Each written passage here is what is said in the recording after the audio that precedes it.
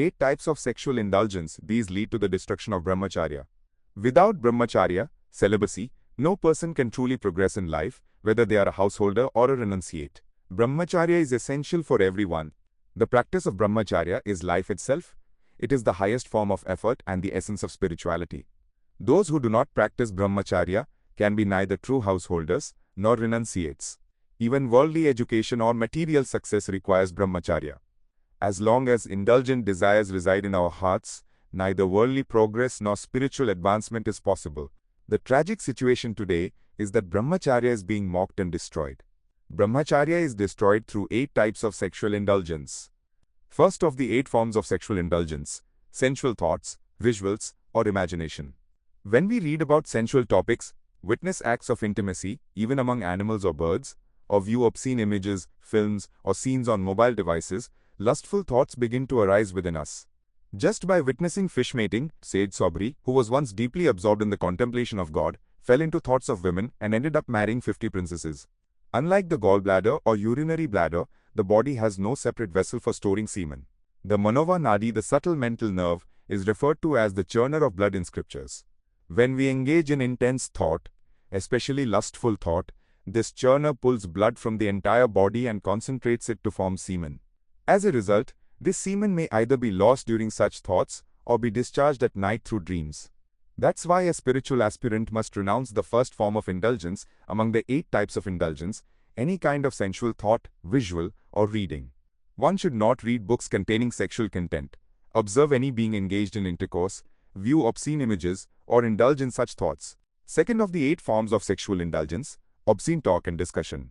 When a group of men sit together and begin describing the physical features of women, engage in sensual conversations, or discuss the pleasures of sexual enjoyment, such obscene talk gives rise to lustful thoughts in the heart. Instead, we should gather and speak of God, His divine form, virtues, pastimes, and glory. But if the discussion turns to women, sensual topics, or the delights of physical pleasure, it activates the Manova Nadi. This subtle nerve churns the blood within the body and gathers it to form semen, which can then be lost, either during such thoughts or later through dreams. Therefore, indulging in vulgar conversation is the second way brahmacharya is compromised. Third of the 8 forms of sexual indulgence: gestures, joking, and touch in privacy. When a person makes suggestive gestures, engages in flirtatious jokes, touches someone with lustful intent, or sits close to someone in private while entertaining sensual thoughts, such behavior stirs the same inner corruption, eventually leading to the same downfall as previously described. Anyone striving to uphold brahmacharya should never seek solitude with a member of the opposite sex under any circumstances. This principle applies equally to women. The senses are extremely powerful. They can allure and bring down even the most learned and disciplined individuals. Therefore, one must remain alert and cautious. Never fall into the illusion that you are self-controlled or immune to temptation. To protect brahmacharya, it is essential to avoid solitude with the opposite sex, practice restraint of the gaze, and maintain mindful company. Fourth of the 8 forms of sexual indulgence: secretly gazing at a woman with lust.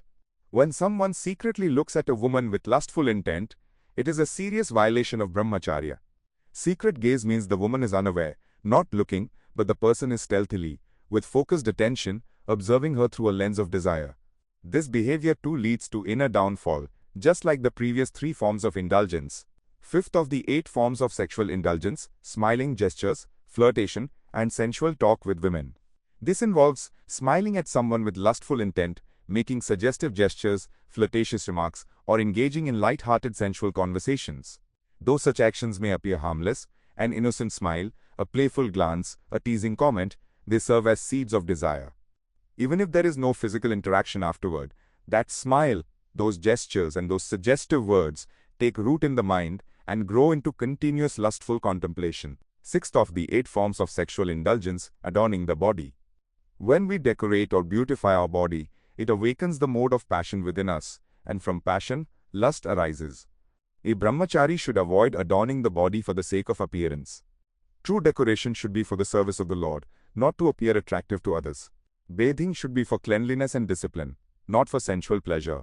If any form of adornment is to be done, it should be rooted in devotion, such as wearing a garland offered to the Lord, applying sandalwood paste from the Lord's temple, the dust of His feet, perfume, or remnants of the Lord's offerings.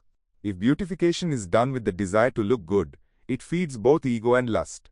Therefore, one who wishes to uphold brahmacharya should stay away from external adornment. Creams, perfumes, stylish clothing, and similar items only enhance body consciousness and eventually become causes of downfall. Seventh of the 8 forms of sexual indulgence, listening to talks of sensual pleasure and trying to attain it.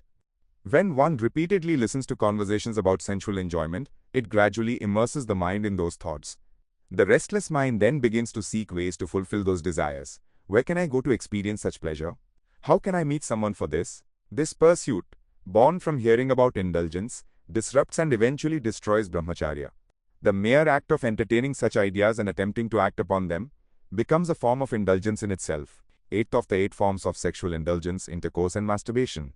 This form involves either engaging in physical intercourse or fulfilling sexual desires through masturbation. This vice has become so widespread and severe that even children are falling prey to it. It is a direct result of bad company and the rampant spread of obscenity. Masturbation, a destructive habit. Masturbation is an extremely secretive yet profoundly harmful habit that hollows out the body from within. It is akin to wood that appears solid on the outside, but is hollowed out by worms from the inside. Similarly, this practice gradually destroys a person internally. Unfortunately, some doctors even consider it normal today. This is a delusion of the mind and a sign of societal decay. In the pursuit of temporary pleasure, children and young people fall into this trap, eventually losing their life force, vitality, mental stability, and inner strength. All the above forms of sexual indulgence and masturbation lead to the destruction of all virtues and ultimately take one toward hell.